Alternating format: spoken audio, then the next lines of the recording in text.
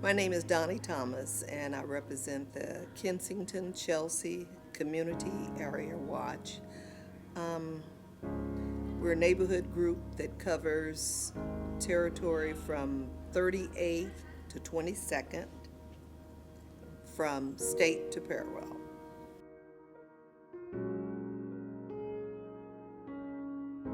We are Midtown.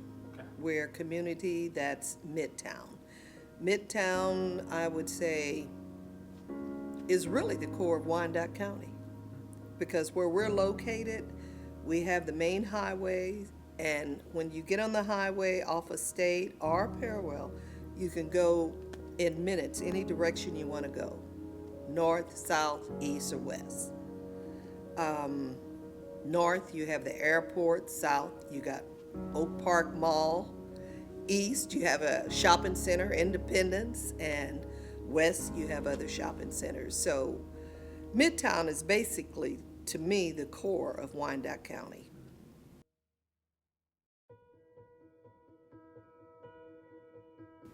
What we try to do as a neighborhood group is make improvement, try to make it presentable to encourage other people to move in the neighborhood. We have different projects. One of our projects was painting the fire hydrants, which helped the fire department locate fire hydrants whenever there's a fire within the community. One thing we did learn, we got educated on that, depending on the color of the fire hydrant tells the pressure of water that comes out. So at one point, we're painting the top green and the bottom part red. On some, on others, we're painting the top part orange. And so it was really interesting, because all I was used to was just solid red fire hydrants until we started that project. But the people in the community, and not only within the community, I was able to get some students from high school that weren't in our community to come in and help paint. And it was a real nice project. We also have a cleanup day where we use some of the adults that have to do community service, and we clean the neighborhood. We pick territories depending on how much is involved, and we'll send them one direction and we'll handle another direction. And what we do is go through with trash bags and just pick up trash within the community. We usually do this once a year, and that project was called Operation Brightside. And they supply us with the trash bags. And what I did was supplied the neighbors with the grabbers so they wouldn't have to use their hands. And a lot of them, used the grabbers, brought gloves, and plus it was good exercise for everyone. So it was kind of like a fun-filled day, half day. It's not an all-day project.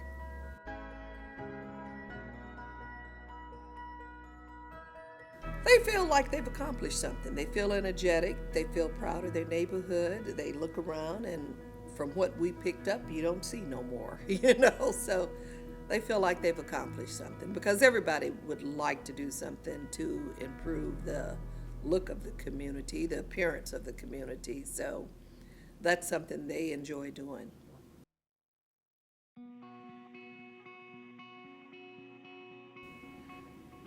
We are working on trying to improve it to get more people to move in Midtown. Houses that are run down that will not ever be livable, we're trying to get them torn down completely and get homes rebuilt. We're working from the outside going into the inside, because if the outside isn't looking right, you're not going to get nobody on the inside.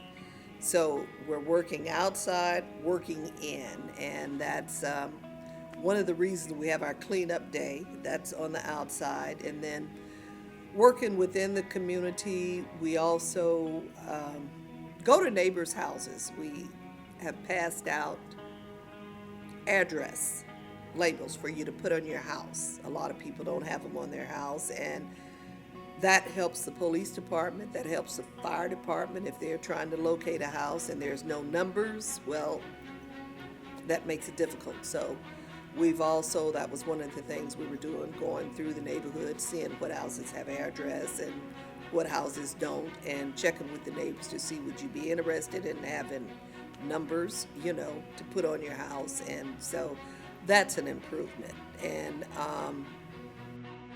just trying to talk to neighbors in general, because everybody would like to see an improvement, but then some of them don't know how to go about it. And then some of them feel like they're the Lone Ranger. They're the only ones trying to do it. Because I know sometimes on my block when I would see trash out and the neighbors are just looking, I'll get me a trash bag, go around picking up, and it's amazing how they get embarrassed. But then I don't see the trash around no more. They start doing it themselves, cleaning up their own yards, So it just takes, people to see you are concerned, that you do care. It makes them think about what they should do and what they haven't been doing.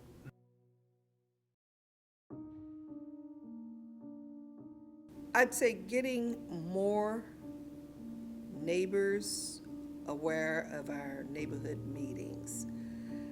Coming to the neighborhood meetings, we have monthly neighborhood meetings, and we always have someone speaking, giving out information on different subjects, different topics. But we also have books that I pass out to everyone, letting them know who they need to call depending on the situation. Like if the lights are out on your block, you can call this number. If dogs are running loose in the neighborhood, you can call that number. So it's mainly getting people to come to the neighborhood meetings, getting them familiar with who lives in the community, because people will come out and they don't know who's who, and it's not always easy to make friends. But once they see one another and understand everybody's has the same goal, that makes a big difference. We're all on the same page. So it's more or less getting the information out to people, because everyone doesn't have computers or laptops to where they can email or request some of the information that is available for them. But by coming to the meetings, we have it on paper, we have it in books, and you get familiar with who's in your community.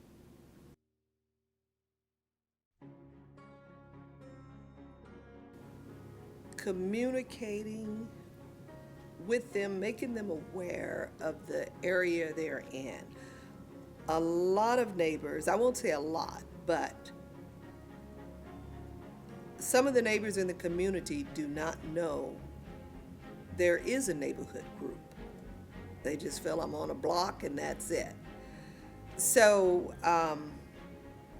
trying to connect with those people and talk to them and let them know, hey, you can come to the meetings. We do have meetings, That's the biggest challenge, because we're getting a lot of diversity in our community, and people aren't always open to you, because I guess with the way things are going, people don't know who they can trust anymore.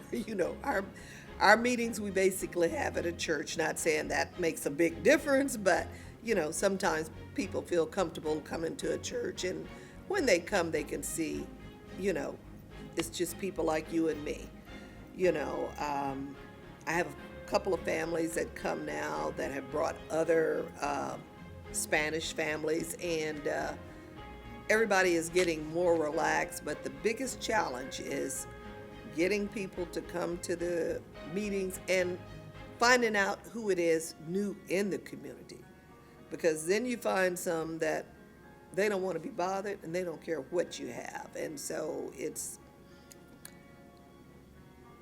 I say trying to keep a positive mind. Don't let that get you down, because a lot of times I do get upset. And I'm like, okay, if you don't want to know, I don't care. But we're getting ready to put post signs within our community to let you know where our boundaries are. So that way, when I said, well, here's one of our newsletters. You say, oh, okay, I remember seeing that sign down the street. So this is what that's about. So that helps out by putting little signs posted in the community, letting people know this is the area you live in. And we do have a neighborhood group, which is also on that sign, and it kind of aroused a little curiosity there. So that's one way we feel we can start pulling more people in. That's great. I have a project I want to share with you before you go, because you are hitting on something I think we're already working towards, but we're using parks as our neighborhood piece. Oh, okay.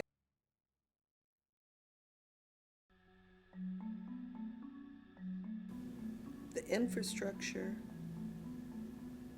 that would kind of be one of our biggest challenges. And also, homes or duplexes or something for senior citizens. One thing that I don't like that I see not only in my area, but a lot of other areas, people that are raised and born in a certain area and they live there, when they get old, then they make them move to a senior home in a location they're not familiar with, that they know nothing of. So my thing is, why can't you build a duplex or some kind of home within the community that they were raised and born in and they're familiar with? Let them still feel comfortable where they are. We have enough property because you're tearing down a lot of the old homes. So on them vacant lots, start putting duplexes there. So the people that are familiar with that community can stay in that community instead of shipping them somewhere they're unaware of. They don't know who their neighbors are going to be. They don't know nobody. You put them in a high rise upstairs, and that's one of the things I'd like to see, to be able to let the senior people stay in the community that they're familiar with.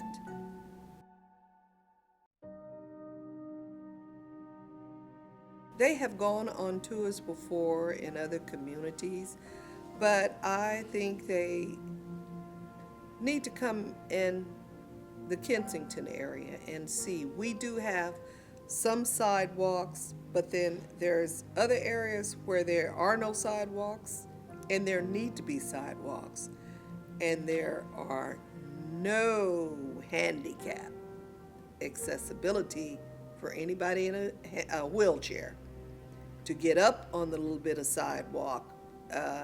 Example, Wood. That's a very busy street. Anybody traveling Wood, if they're in a wheelchair, they're going to be in the street. So I think that's something they need to look at and consider a little more, where we have the main streets. I can understand it if they don't have it on some of the little side streets, but where you have that main street. Now, we do have sidewalks in front of our school, Chelsea, but that's only so far where the kids are. But as far as handicap accessibility, no. They need to improve that a little bit within the community. Also, Parkwood, that's another school that the only place they have sidewalks is where those kids come out to get in the car to leave with their parents.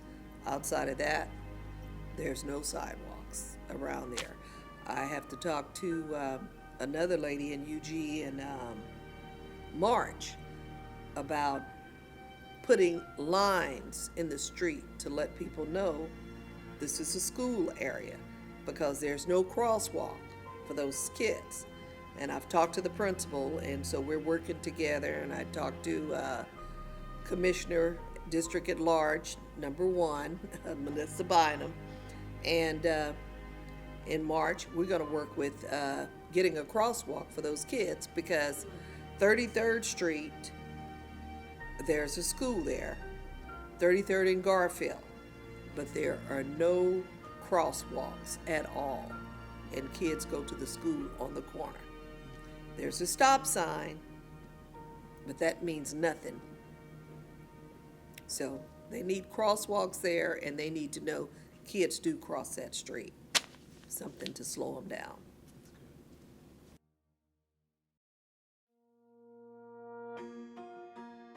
I will say, since I've moved here, I've seen how my community has changed. When I first moved in the area, Kensington area, it was blooming, blossoming. I mean, we had our Sears, Montgomery Wards, we had Indian Springs, we had supermarkets, all of that. Now, everything I mentioned is gone. And I miss that because that is what brought a lot of people here. And by not having that is what makes a lot of people leave. Because those things were convenient for everyone. By taking those away, you're making people go other places to spend their money, whereas before, all our money was staying right in the community, which helped develop the community. But if you're spending your money somewhere else, you're developing another community. You're not developing your own community. So I think that's something they are looking at now, and I do have hope, and I do feel they're getting ready to build Midtown up. I think someone has realized the importance of it. Like I said, Midtown is the core of Wyandotte County. You know, the homes are sturdy. I mean, they have the new areas where they building all them homes, but they're not as sturdy as these stone homes that are right here in the center of town. So I'd like to see it, more people come in that are caring people, concerned people, and want to keep seeing the community grow.